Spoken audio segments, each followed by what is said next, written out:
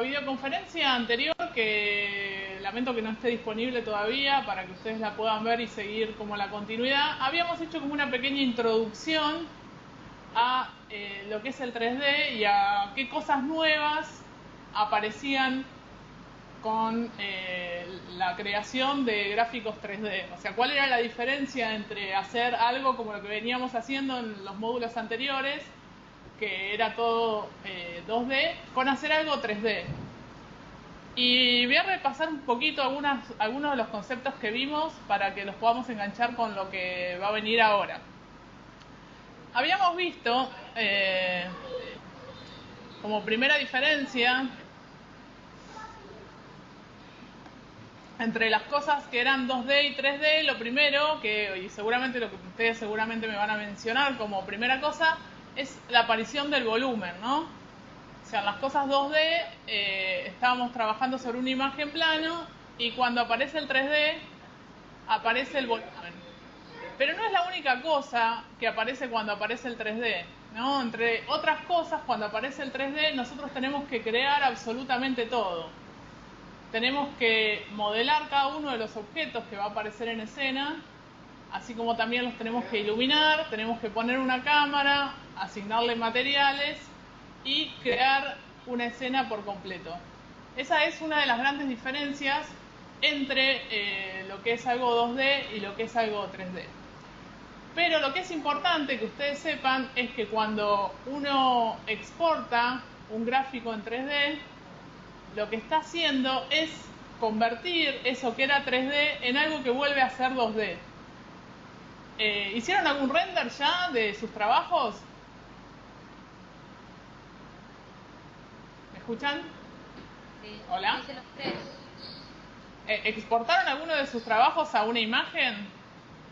Los tres Sí. primeros. El logo del Los tres primeros. Y cuando lo exportaron ya no podían seguir rotando, ¿no? No podían seguir ver los... Bueno, porque termina siendo eso, o sea, algo que era 3D, al momento de renderizarlo, lo convierto en algo 2D, o sea, ya sea en una imagen o en una secuencia de imágenes si se tratase de una animación. Bien. Ahora, ¿a qué le llamamos nosotros 3D? Y acá yo les quiero hacer una diferenciación de tres cosas a las que se les llama 3D y que las van a encontrar seguramente en internet si buscan, googlean algo como 3D, les va a aparecer vinculado a tres cosas diferentes. Primero, se le dice 3D a la animación tanto digital, volumétrica, como corpórea volumétrica. Hay una técnica de animación que no creo que ustedes conozcan o no sé si la conocen, que se llama stop motion, que es de animación de objetos reales o de muñecos y maquetas reales.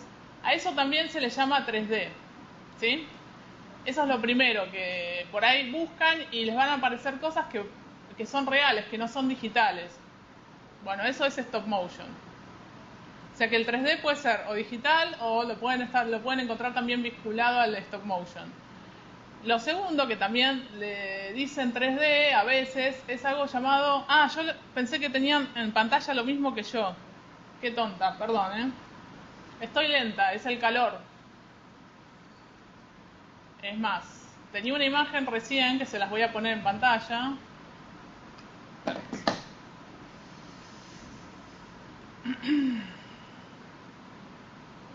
Hoy estoy lenta. Bien, les había puesto esta imagen que pasaba de un gráfico 2D a un gráfico 3D. ¿Sí? Bien, vamos a volver a esto que es lo de hoy. Bueno, lo que les decía, pueden encontrar el término 3D vinculado tanto al 3D digital como al 3D volumétrico real. Al real, ¿no? Que nosotros acá en Argentina le llamamos stop motion, no le decimos 3D, pero afuera a veces sí le dicen, ¿no? Entonces, para que sepan. A lo que nosotros sí llamamos 3D es en lo que se conoce también como CGI, o sea, imagen generada por computadora. Y por último, van a escuchar también como 3D lo que es el 3D estereoscópico. ¿Vieron cuando van al cine a ver una película 3D de lentes, de los anteojos que se ponen para ver la película?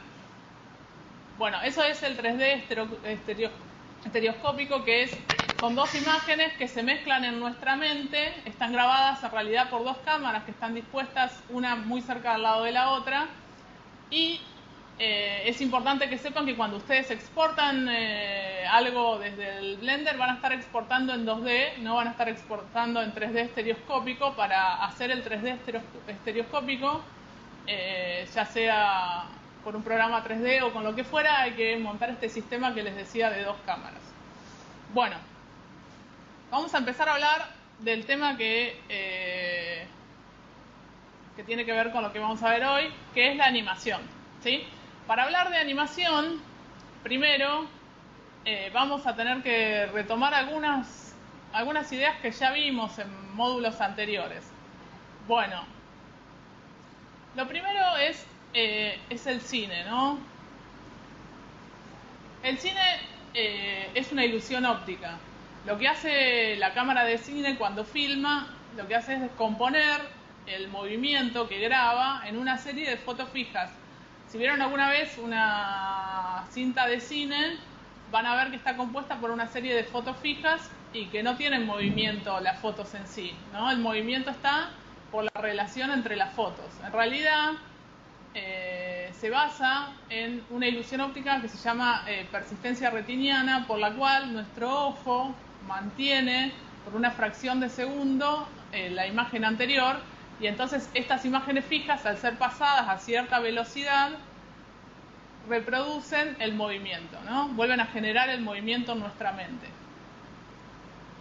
Esa velocidad de reproducción es algo que ya vimos en el módulo anterior. Esa velocidad de reproducción en cine es de 24 frames por segundo, y en video tenemos dos normas: la norma PAL, que reproduce a 25 fotogramas por segundo, y la norma NTSC. Bien, ahora vamos a ver qué es animación y después vamos a ver qué vinculación tiene la animación con esto de la velocidad de reproducción. ¿Sí? ¿Tienen alguna duda hasta ahora? Lo de la velocidad de reproducción es algo que venimos como presentando ya desde módulos anteriores. Quizás es algo que ya lo tienen como incorporado, pero es muy importante siempre a la hora de trabajar uno saber en qué formato va a trabajar y en qué formato después esto se va a reproducir. O sea, si yo voy a hacer algo para televisión, tengo que saber previamente si va a ser en PAL, o sea, si se va a reproducir después a 25 o si se va a reproducir después a 30. Es muy importante saberlo de antemano porque me cambia por completo mi animación. Bueno, vamos a hablar un poco de animación, ¿no? Primero vamos a tratar de definirla. O sea, la animación, la palabra animación en sí viene del latín anima, que significa vida, y es asignarle vida a algo que no lo tiene.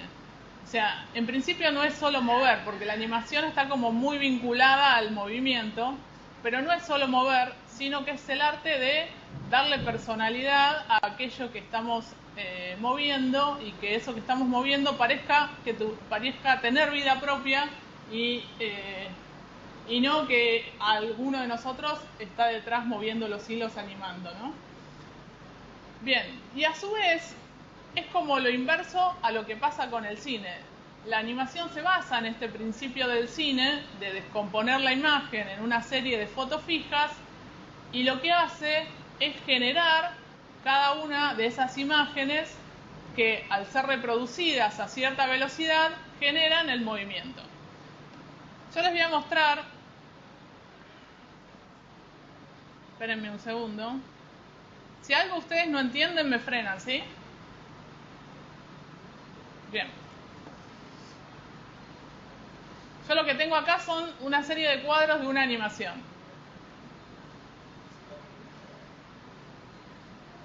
¿Ven? En sí son imágenes que están fijas, pero pasadas a cierta velocidad, que en este caso la velocidad es la de mi dedo, la velocidad a la que yo paso una imagen a otra, van generando el movimiento, ¿lo ven? Como una explosión. Lo vemos en movimiento por esto que les contaba antes, por el efecto de la persistencia retiniana, que nuestra mente puede retener por una fracción de segundo la imagen anterior y mezclarlas en continuidad. Si se fijan, ahora que yo la voy a pasar cuadro a cuadro, el movimiento no está en la imagen en sí. El movimiento está en la diferencia entre un cuadro y el siguiente, ¿sí? En cuanto muevo entre un cuadro y el siguiente, ahí está la base del movimiento.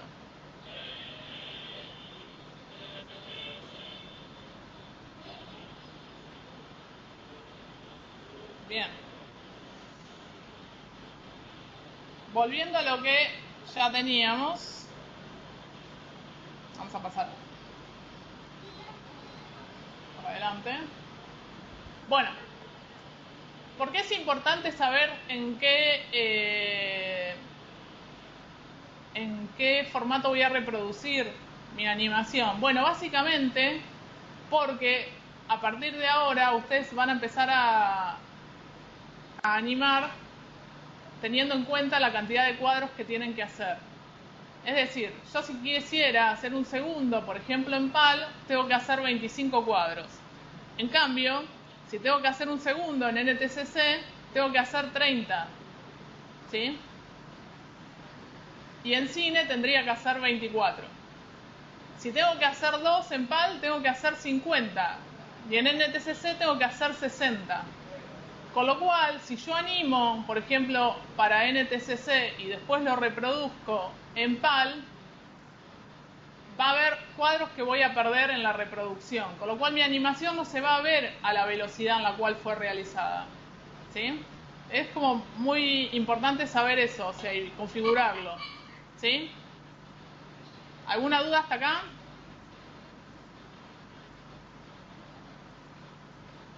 No. Silencio otorga. Vamos a seguir. Si tienen alguna pregunta, háganla. La gente de Galvez desmutéese para hacer la pregunta y se vuelve a mutear. Los veo como muy chiquitos. Yo no sé si Lucas se puede poner a los snacks más grandes, porque yo en la tercera pantalla los veo como chiquitos. Bueno, creo que no está Lucas, así que voy a seguir. Bueno, hablando de animación vamos a continuar y existen dos maneras de animar. Una que se conoce como animación hacia adelante y la otra se llama animación por extremos o keyframes. Vamos a definir primero la animación hacia adelante. Gracias, Lucas. Ahí está, ahora los veo mucho más grandes. ¿En Galvez está Sandra? Ah, pensé que no venías. Bueno, ahí está. Ahora eso es sinónimo de que los estoy viendo, porque antes eran como una diminutez en la pantalla que no veía nada. Bueno, vamos a definir primero la animación hacia adelante. La animación hacia adelante es como si yo animara, o sea, la animación hacia adelante yo animo, hago del primero al último frame de mi animación. ¿Sí? En este caso, esto es una caminata, entonces armo todo el ciclo de la caminata en forma continua, del primero hasta el último. ¿Sí? Lo que tiene la animación hacia adelante, que es una animación no tan controlada. Digamos, yo voy animando hacia adelante y no tengo tanto el control de mi animación y tengo que tomar algunas precauciones para que no se me descontrole o que no se me vaya de cuadro o que no me dure más tiempo del que debería durar según el animática, algo que vimos en la clase anterior, ¿no? Entonces tengo que tomar algunas precauciones, pero tiene la ventaja de que es una animación más libre y como mucho más espontánea. El otro tipo de animación es animación por keyframes. ¿Qué es un keyframe? Al keyframe lo van a encontrar también como extremo o como cuadro clave. Los keyframes son los cuadros extremos de una acción y son como los cuadros principales de la acción, en donde la acción tiene un cambio, produce un cambio, ¿sí? En el caso de la caminata son estos tres, esta que se llama posición de doble contacto, ven que están los dos pies en contacto con el suelo, el keyframe del medio, que es el momento, vieron justo cuando uno está cruzando las piernas, se llama posición de cruce, y el doble contacto de la pierna que estaba cruzando acá atrás, que pasa hacia adelante, ¿no? Esos serían como los tres cuadros claves dentro de una caminata. Entonces, lo que en este tipo de manera de animar, yo lo que hago es hago primero los extremos y después genero los intermedios, que son estos que están en azules. ¿Cuál es la ventaja de animar con keyframes? Bueno, primero es que yo puedo probar cómo funcionan los extremos antes de generar todos los intermedios, con lo cual si no funcionan me estaría ahorrando bastante trabajo. Y segundo, puedo tener mi animación mucho más controlada. En el caso de la animación digital, y si ya probaron animar con Blender, ¿probaron animar algo con Blender? Creo que el dorado lo perdí. ¿Yamile eras de Trébol? Sí. ¿O te estoy inventando un nombre? Moví una cosa de un lado a otro, nada más. Moviste una cosa de un lado a otro. ¿Y cuántos cuadros claves pusiste? Ay, como 10 o 12, no los conté. Como 12 cuadros claves. ¿Sí? ¿Y cuánto? ¿Te acordás cuánto? Entonces fui apretando y depende porque algunos me hacían más lento o más rápido, me parecía el movimiento. Algunos te hacían más lento y otros más rápido. Vos pusiste como una llave que te iba poniendo los keyframes solos. Sí. Bien.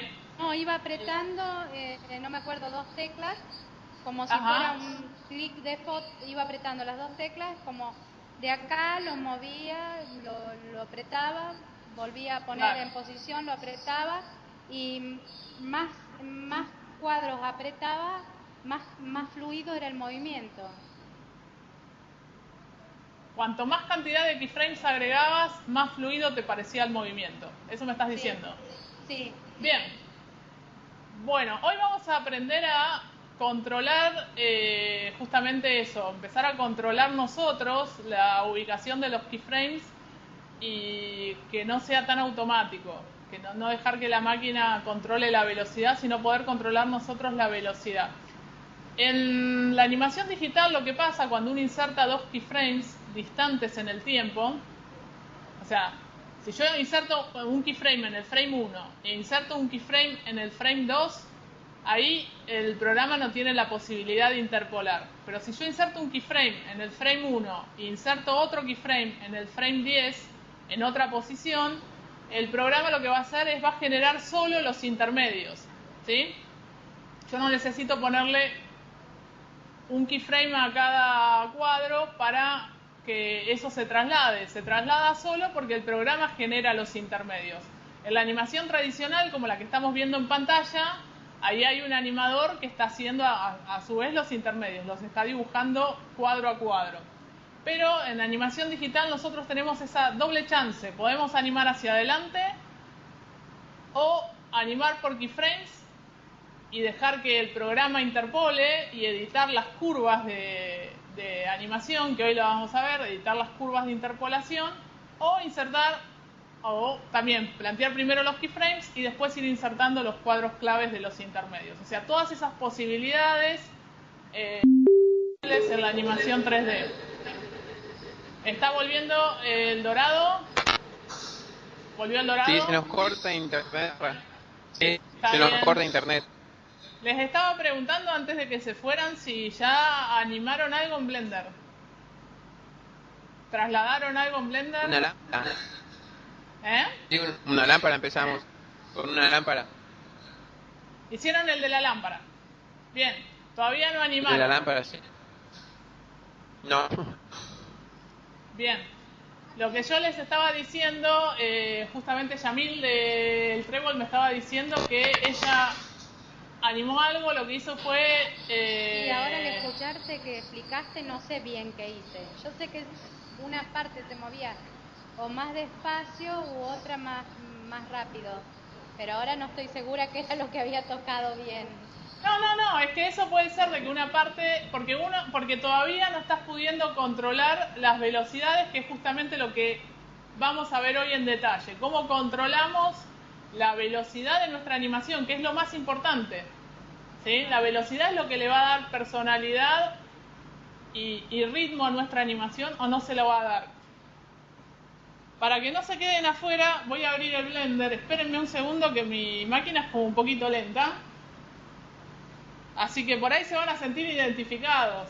Van a decir, bueno, no solo a mí me funciona un poco lento el Blender. Pero bueno, lo que les decía, lo volví a perder. Qué lástima. Bueno, voy a seguir. Si vuelve el dorado les voy a mostrar un poco. ¿Vos, Fede, animaste algo en Blender? Sé que Sandra sí. Todavía nada. Todavía nada. Bueno, pero Fede está incursionando en otras técnicas. Así que un poco de animación, algo está como incursionando. Bueno. Esperen que les doy pantalla completa.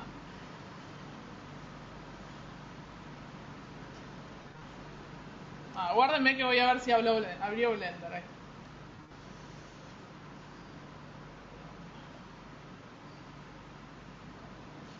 Algo que les mostraba, ya que te tengo ahí, Yamil, y a la gente que se conecta a distancia, algo que les mostraba en la clase pasada, que es bastante importante que sepan, es la diferencia entre la vista en perspectiva y la vista ortogonal. Y les decía que traten de trabajar cuando están modelando y también cuando están animando les va a ser de mucha más utilidad trabajar en lo que es la vista ortogonal. La cambian de acá, yendo a vista, y dice perspectiva u ortogonal, ¿sí? En la vista en perspectiva, yo ahora voy a trasladar... Espérenme un segundo. Ven que cuando yo traslado el cubo, empieza a aparecer como se empieza a ver el volumen. Como que fuga el cubo hacia un costado, ¿lo ven? Sí. Y eso es medio raro, o sea, me empieza como a generar algo raro, porque lo que hace la vista en perspectiva es las cosas que están más lejanas de lo que es el centro empiezan a fugar, ¿sí? A la hora de modelar yo empiezo a ver fugas que tienen que ver con la distancia en la que está ese objeto de la cámara o de la vista en la que esté. Entonces me empieza a generar ilusiones que no son reales, que no me son tan claras. Me es mucho más fácil trabajar siempre en la vista ortogonal, ¿sí? ¿Ves? Que ahí ya no tiene más.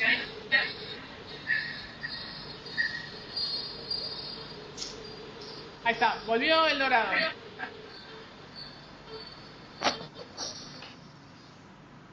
Bueno, yo lo que les digo es lo siguiente. Si yo inserto un fotograma clave de posición, acá estoy... Eso está explicado en el manual, quédense tranquilos que no los estoy matando. Solamente les quiero mostrar que el programa solo interpola. Yo estoy en el frame 0 y avanzo al frame 20 y voy a mover mi cubo, inserto un fotograma de posición y ahora ven, generó solo los intermedios. Yo no hice los intermedios, puse los extremos de mi movimiento y el programa solo hizo los intermedios. ¿Lo vieron? Sí. ¿Yamil? Sí. ¿Sí? Sí, sí. Ahora, controlar la velocidad es justamente lo que vamos a ver ahora, ¿no? Porque ahora yo puse los dos extremos y la velocidad me la está controlando bastante el programa. ¿Sí? Eso lo vamos a ver ahora. Esperen que cierro esto o minimizo. Bueno. Yo les había dicho antes de que el cine y el video es una serie de fotos fijas que reproducidas a cierta velocidad generan el movimiento. Ese movimiento que nosotros vemos no está en cada uno de los cuadros, sino que está en la diferencia entre un cuadro y el siguiente. A esa diferencia entre un cuadro y el siguiente, a cuánto se mueve entre un cuadro y el siguiente, es lo que se conoce como espaciado, ¿sí? La otra palabra que es importante acá, o sea, uno es cuánto muevo yo entre cuadro y cuadro, y lo otro es cuánto quiero que dure mi animación, ¿sí? Esto va a ser el timing, es el tiempo y el ritmo que quiero que tenga la animación. Existe una fórmula que es la fórmula de la velocidad, que esto es una fórmula matemática que dice que tiempo por espacio me da la velocidad. El tiempo acá va a estar medido en cantidad de fotogramas por segundo, que eso ya lo vimos antes, es algo fijo. O sea, la cantidad de fotogramas por segundo es algo fijo, se va a reproducir, no es algo que yo puedo variar, digamos, la velocidad de reproducción, ¿no? En función del medio en donde se va a reproducir a 25, a 30 o a 24. Por eso les digo que es muy importante primero saber para qué estoy produciendo yo mi animación. ¿Se acuerdan que en el módulo anterior hicimos todo en PAL? ¿Lo recuerdan? Módulo anterior que fue todo PAL, a 25 cuadros por segundo. Más o menos. Bueno. Y ahora,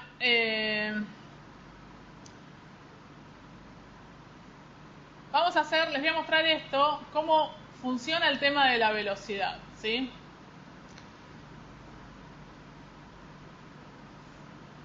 Esto, fíjense, yo estoy trasladando ese círculo desde la posición A a la posición B. La distancia entre A y B es la misma. Arriba yo traslado ese círculo en 1 segundo de duración. Abajo estoy trasladando ese círculo en 2 segundos de duración a velocidad de reproducción PAL, es decir, a 25 cuadros por segundo. Es muy importante eso, ¿sí?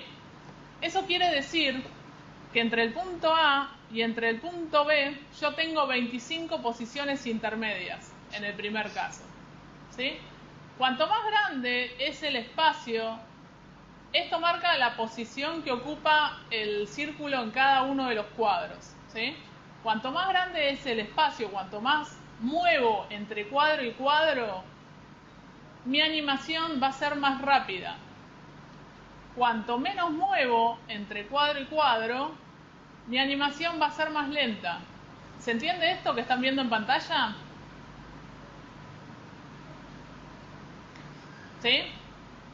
Acá yo lo que estoy haciendo es divido, es como si yo tomara la regla y digo, bueno, del punto A al punto B tengo 50 centímetros.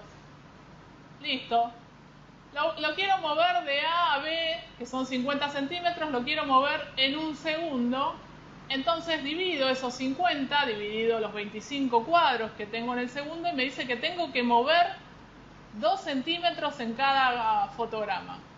Entonces me hago una tirita y voy moviendo 2 centímetros y me va a dar esta animación que estamos teniendo arriba.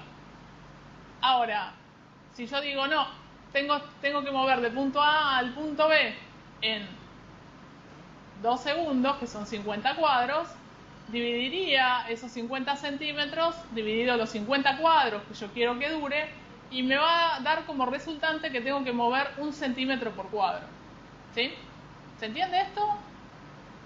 Galvez, sí. Yamil. Sí. ¿Sí?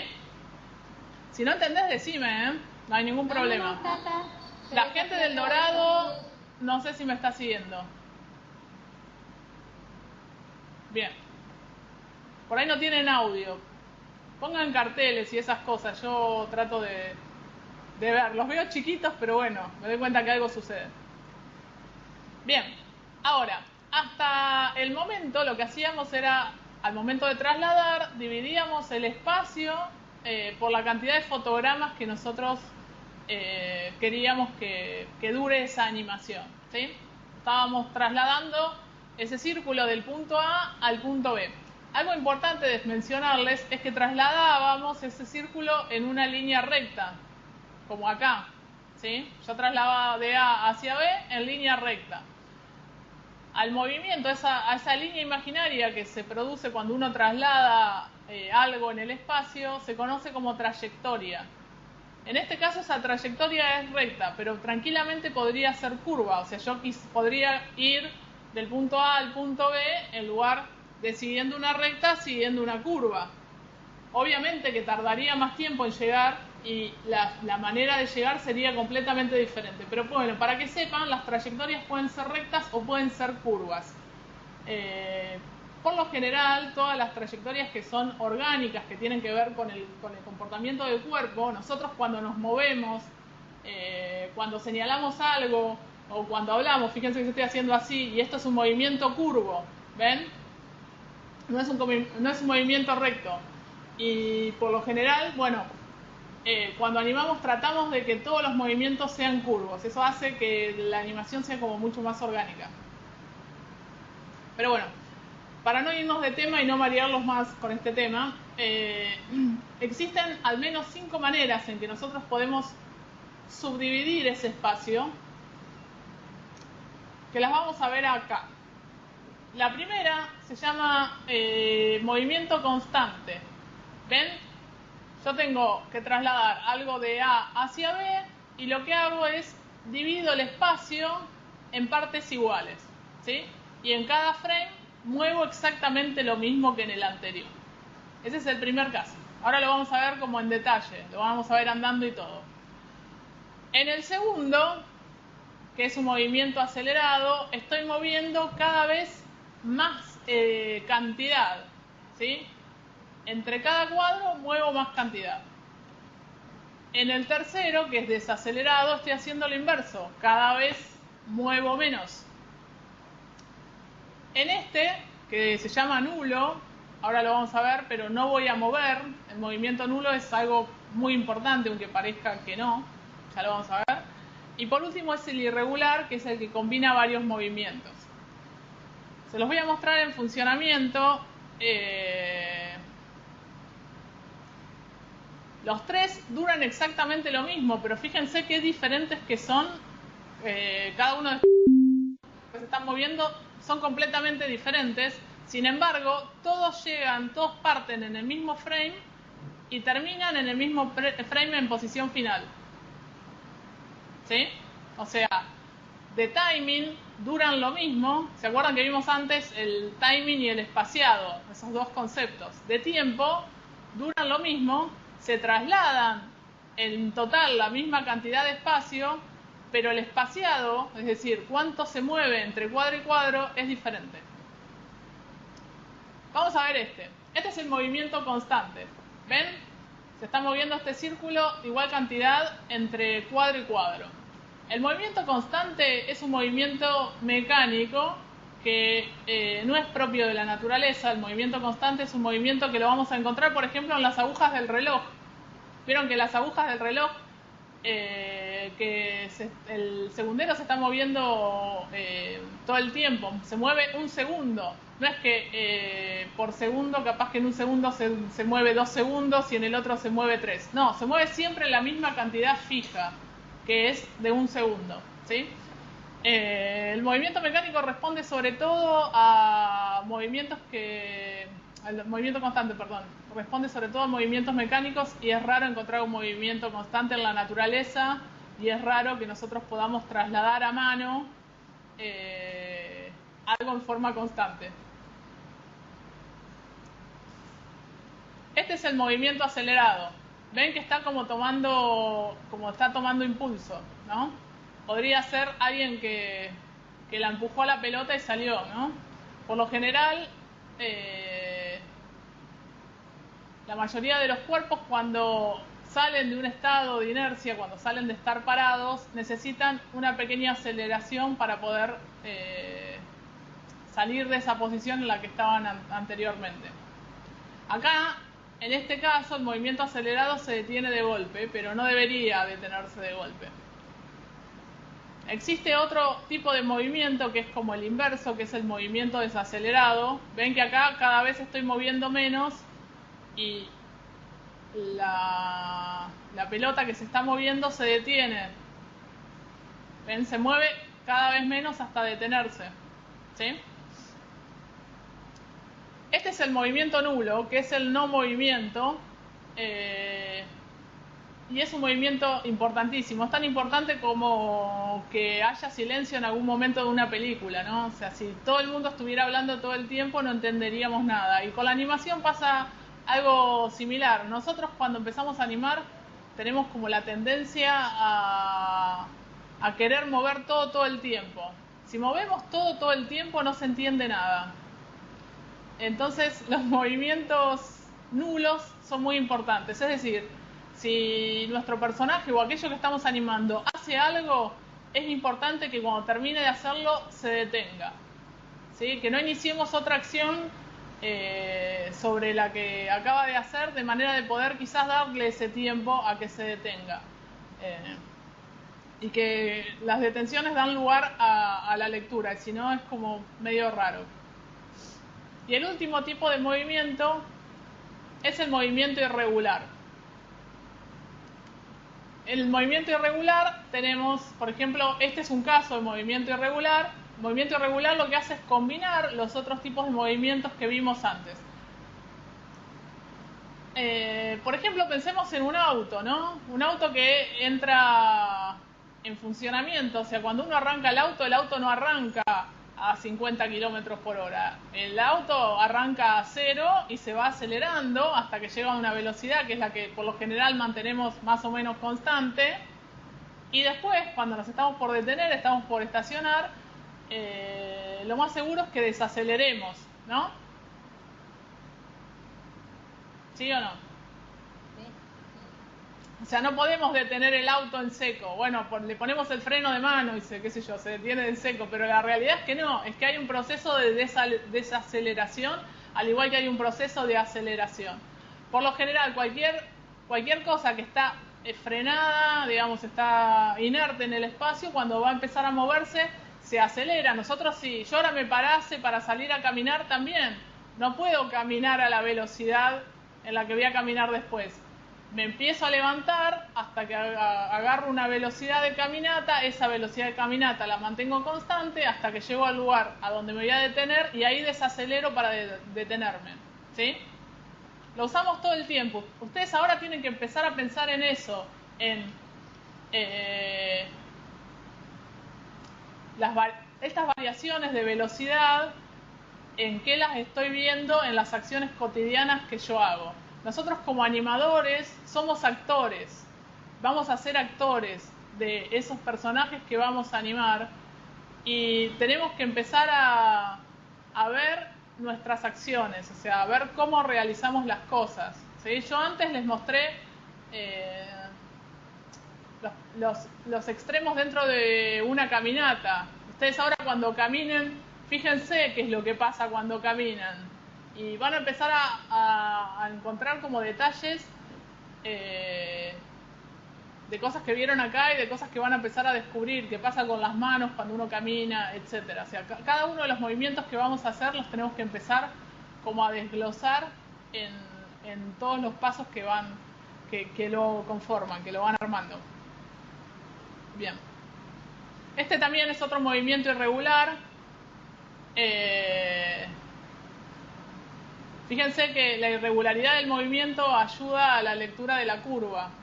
¿Ven que es como que toma impulso cuando baja y le cuesta subir arriba? ¿Ven? Ahí toma impulso cuando baja y le cuesta subir hasta que se detiene. Esto está armando una trayectoria curva. Bueno, y un poco lo que les contaba de que este tipo de movimientos, o sea, esta distancia entre un frame y el siguiente, se aplica a absolutamente todos los movimientos que nosotros hacemos y a todo lo que vayamos a animar. Esto es una carta de espaciado, es como algo que el animador le indica a los que van a venir después de qué manera quiere hacer los intermedios, ¿sí? O sea, está marcando a qué velocidad se va a mover la mano desde este extremo. ¿Ven? Este es un extremo, la mano hacia arriba es un extremo y este es un extremo con la mano hacia abajo. Si se fijan en la carta de espaciado, arranca acelerando, agarra una velocidad constante acá en el medio y se detiene sobre el final. Y esta mano también está haciendo eso. Arranca acelerando mantiene una velocidad constante y se desacelera sobre el final. Bueno, les voy a mostrar un poco cómo hacer esto en Blender y vamos a ver un poco lo de las curvas de interpolación. Es una lástima que no estén ya animando en Blender porque por ahí les va a costar un poco más entender. De todas maneras, les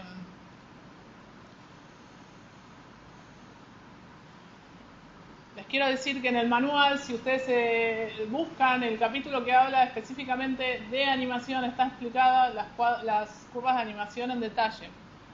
Yo les voy a mostrar 3 proyectos que armé para la videoconferencia de hoy. Sandra, ¿tenés alguna pregunta para hacer? No, perfecto. ¿Está pasando algo? ¿Está pasando algo en pantalla? Ok. Bueno, aguarden que me está abriendo el archivo. Bien.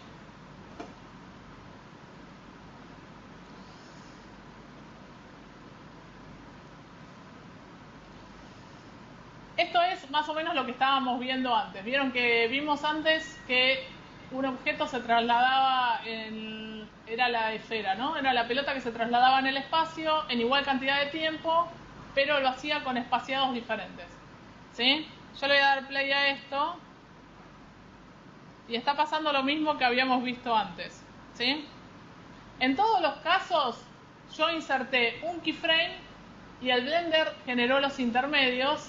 Y lo que hice después fue tocar la curva de interpolación, ¿sí? La manera en cual Blender me genera los intermedios.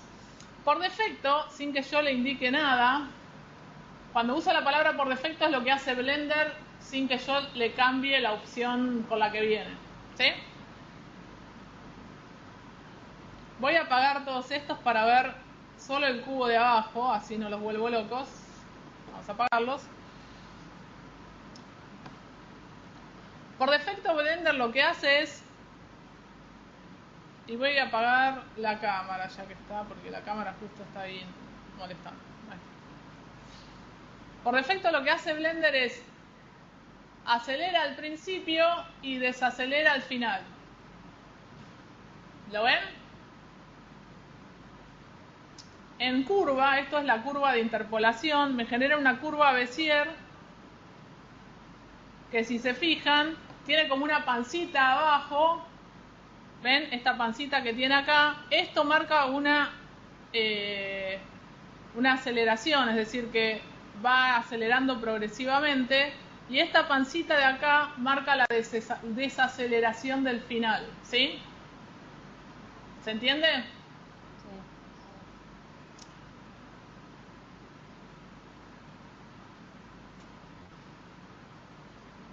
Yamil, ¿vos viste curvas Bézier cuando vimos GIMP? Sí. ¿Sí? ¿Recordás que tenían como nodos y cada nodo tiene como 2 manejadores? Sí. Y ¿Sí? las curvas también las usamos en la edición de video. También las usaron en edición de video. Perfecto, buenísimo. Bueno, acá es más o menos similar. ¿Ven? Yo selecciono, por ejemplo, esta. Y si yo tironeo de los manejadores, voy a modificar la curva. Yo ahora la estoy modificando. Y poniéndola así, lo que va a suceder es que solamente va a acelerar al principio, pero no va a desacelerar al final. ¿Ven? Ahora cuando le dé play, vieron que acelera, pero no se detiene al final como hacía antes. Acelera nada más. Y eso lo estoy haciendo solo con la curva.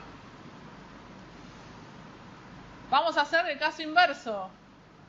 Que desacelere al final, pero que no acelere al principio.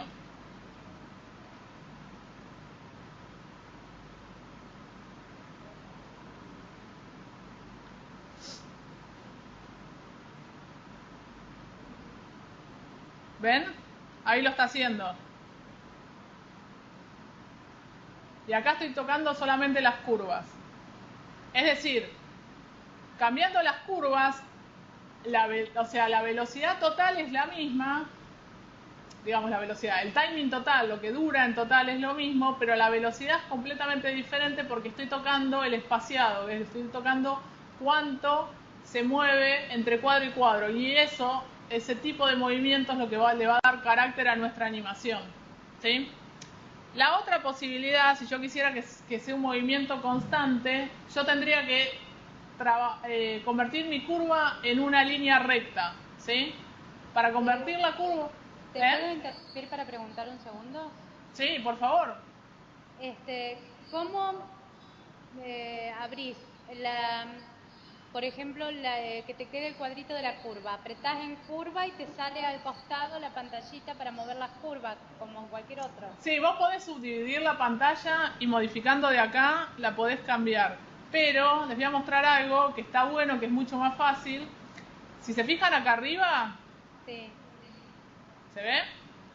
Nosotros por defecto estamos en esta que se llama default. Y si tironeamos de acá, ponemos animation, nos divide la pantalla con estas tres subdivisiones. Esta parte que está acá es la planilla de tiempos, ¿sí?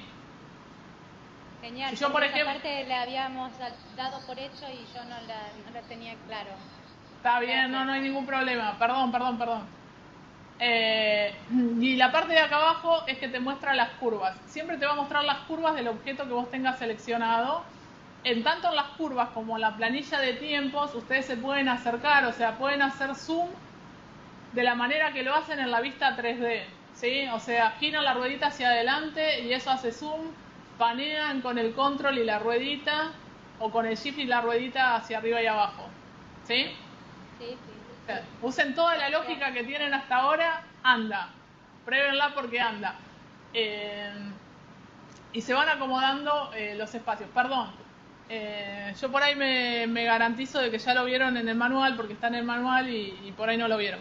Bueno, algo que les voy a mostrar es cómo convertir una curva Bézier en una recta, ¿sí?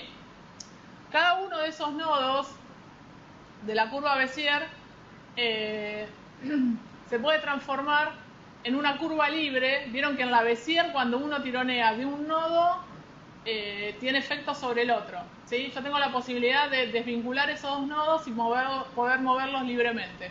Y la otra posibilidad es convertirlos en una recta. Para hacerlo, selecciono el nodo y aprieto la tecla B y ahí me aparecen estas posibilidades, libre y vector.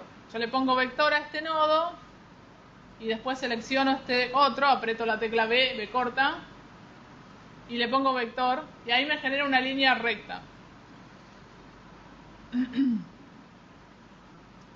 Ahora, este movimiento va a ser constante, ¿ven? Lo mueve constante, ya no tiene ni aceleración, ni desaceleración, ni nada. Vamos a verlo ahora en otro ejemplo. Esto, quédate tranquila, Yamile, que está explicado paso a paso en el manual. No, sí, está bien. La Gise me lo va diciendo por ahí y yo me olvido.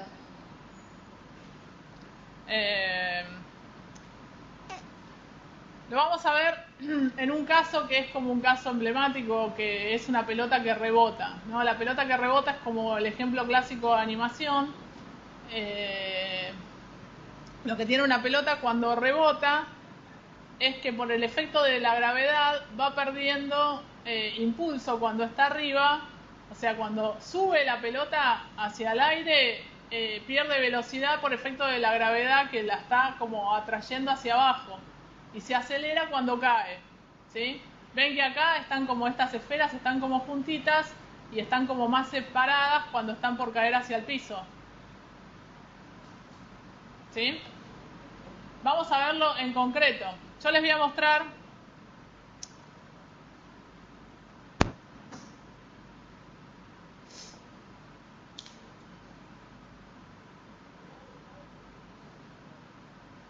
primero una pelota que rebota en el lugar.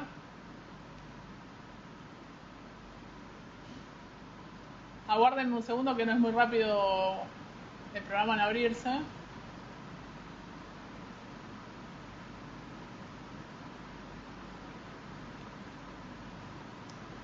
Bien. Bueno, les voy a apagar.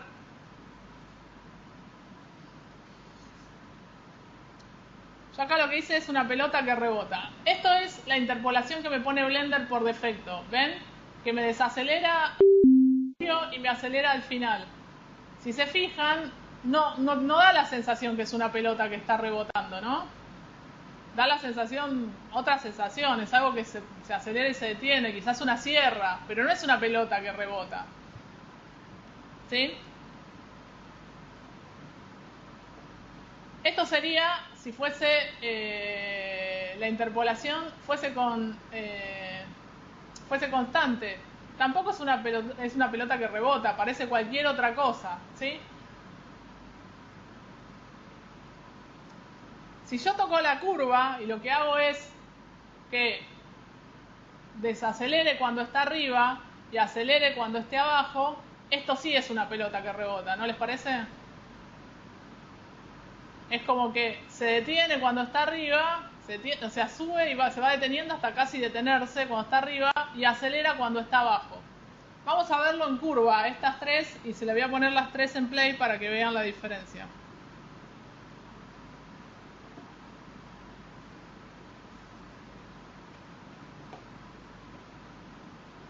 Vean la diferencia de las tres. Duran lo mismo, ¿eh? En el mismo frame están arriba, en el mismo frame están abajo. Sin embargo, la diferencia en el espaciado les da un carácter completamente diferente. Y esto se los voy a mostrar con la curva. Esta curva es la curva constante. ¿Ven? Que son dos rectas. En la constante son dos rectas. En la que se está comportando como una pelota, tiene desaceleraciones, ven acá, en los extremos de arriba. Estos dos son como los extremos de arriba, y acá, cuando golpea abajo, no tiene ninguna panza. Ven que es como se une completamente, no tiene ninguna panza. Si yo acá le agrego una panza, se me empieza a desacelerar cuando pega en el piso. Si se desacelera cuando pega en el piso, pierde la sensación de pelota que pica. Es muy importante que eso no les suceda. Y por último, esta otra está teniendo curva abajo y curva arriba, que lo que pasa es eso, se desacelera arriba y se desacelera abajo. Entonces no es una pelota que pica.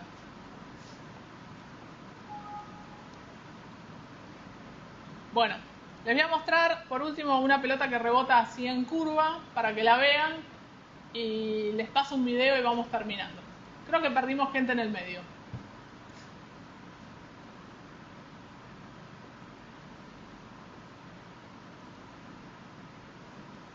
¿Vos, Sandra, pudiste hacer el ejercicio de la pelota?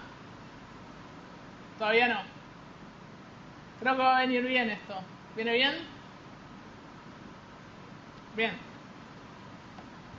Bueno. Este tiene más cantidad de frames. Ven que es una pelota que pica en el espacio hasta que se pierde. ¿Sí? Cada uno de esos piques tienen dos características que son muy importantes. Primero, cada vez que pica, pica menos alto. ¿Ven? Esta es como la posición en el espacio. Cada vez que pica, pica menos alto. O sea, hay como una tendencia así. Cada vez pierde más peso, ¿no? En el pique, ¿no? ¿Vieron cuando una pelota pica, cada vez rebota más chiquito? Rebota más chiquito y a su vez el espacio que hay entre cada uno de los frames es cada vez más chico. Los keyframes los van a ver acá en amarillo. Y por otro lado, cada uno de los nodos está tratado de la manera que vimos antes. Desacelera cuando está arriba, o sea, es curvo cuando está arriba, y es en punta cuando está abajo, ¿sí? Para que no desacelere cuando esté abajo, ¿sí? Entonces eso genera que pierde, cuando está arriba, pierde velocidad y cae con violencia hacia abajo. Bueno, se los muestro una vez más.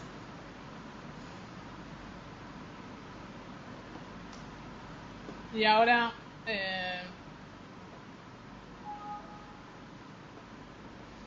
les muestro este video que explica todo esto como más en detalle y vamos a ir cerrando la videoconferencia. Nos volvemos a encontrar la videoconferencia que viene. Empiecen a practicar animación para que puedan seguir esta y la videoconferencia que viene, que vamos a empezar a ver. Hasta ahora estuvimos viendo de qué manera le poníamos intencionalidad a animar cosas que eran rígidas. En la clase que viene vamos a ver de qué manera empezamos a agregar más organicidad al movimiento con objetos que pueden no ser rígidos. Pueden o no ser rígidos, ¿no? Y cómo también los objetos se comportan con respecto a las leyes físicas. Todo eso lo vamos a ver la videoconferencia que viene.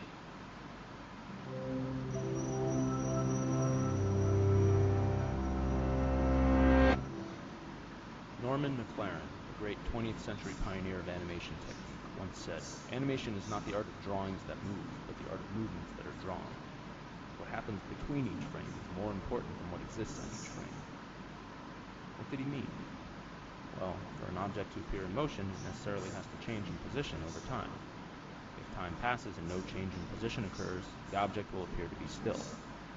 This relationship between the passage of time and the amount of change that occurs in that time is at the heart of every time-based art form, be it music, dance, or motion pictures. Manipulating the speed and amount of change between the frames is the secret alchemy that gives animation the ability to convey the illusion of life. In animation, there are two fundamental principles we use to do this: timing and spacing. To illustrate the relationship between them, we'll use a timeless example: the bouncing ball. One way to think about timing is that it's the speed, or tempo, at which an action takes place. We determine the speed of an action by how many pictures, or frames, it takes to happen. The more frames something takes to happen, the more time it spends on screen, so the slower the action will be. The fewer frames something takes to happen, the less screen time it takes, which gives us faster action. The timing is about more than just speed. It's also about rhythm. If a drum beat or melody only exists when the song is being played, the timing of an action only exists while it's happening. You can describe it in words, say something will take 6 frames, 18 frames, or so on. But to really get a sense of it, you need to act it out, or experience it as it would happen in, well, real time.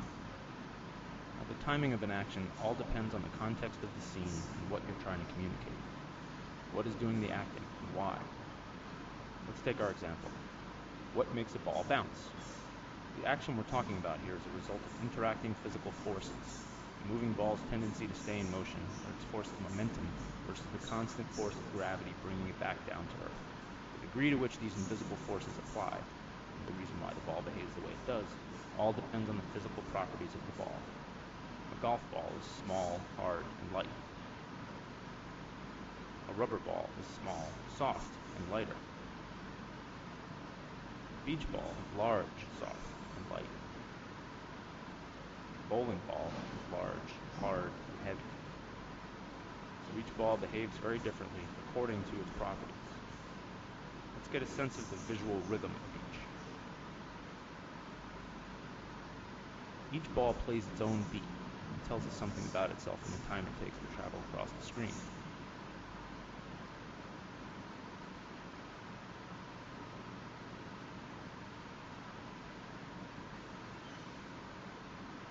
The visual rhythm of these hits is the timing. Okay, let's start animating our ball bouncing up and down with a simple cycle of drawings. We'll draw a circle here, call it point A, our starting point. We'll have it hit the ground here, point B. Let's say it takes about a second to hit the ground and come back up again. This is our timing. Our spacing is where we position the circle in the frames between point A and B. If we were to move our ball in evenly spaced increments, we'd get something like this. It's not really telling us anything about itself. Is it a bouncing ball or a circle on an elevator? Let's look at our footage again and think about what's going on as each ball bounces. Following each impact with the ground, the ball's upward momentum is eventually overcome by gravity. This happens at the peak of each arc. As things change direction, the motion is slowest. You see here the successive positions of the ball are close together. The ball then speeds up as it falls and is at its fastest when it's approaching and hitting the ground. You can see here each position is further apart. The change in position between frames is the spacing. The smaller the change, the slower the action will appear. The greater the change, the faster it will appear. For an action to decelerate, each change in position must be less than the change before it. Likewise, for an action to speed up or accelerate, each successive change must be greater. Let's change the mechanical spacing of our animated bounce to reflect what we observed in the footage. Slow at the top, fast when it's hitting the ground. Simply by adjusting the spacing, we've succeeded in suggesting the forces of momentum and gravity at play and achieved a much more realistic motion. Same timing, with different spacing, gives us vastly different results. And in reality, as a ball bounces, the physics of gravity eventually defeat the tendency of the ball to stay in motion. You can see this here in the decreasing height of each successive bounce. However, again, this decrease varies according to the properties of the ball. Even though these circles are the same size here, they're each telling us a different story about themselves, purely in how they move. The relationship between these principles of timing and spacing can be applied in countless ways and used to animate all types of action. A yo-yo, a punch, a gentle tap, a push, a saw, the sun traveling across the sky, the pendulum. Animation is a time-based art form. It may incorporate the aesthetic elements of other graphic arts like illustration or painting. But what sets animation apart is that here what you see is less important than what you don't see. An object's superficial appearance only tells us so much about itself. It's only when it's in motion that we really understand its nature.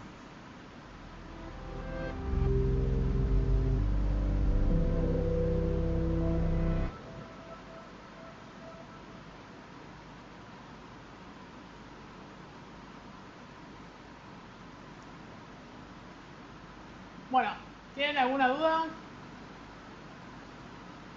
Pueden ingresar en audio con todo su ruido. ¿No?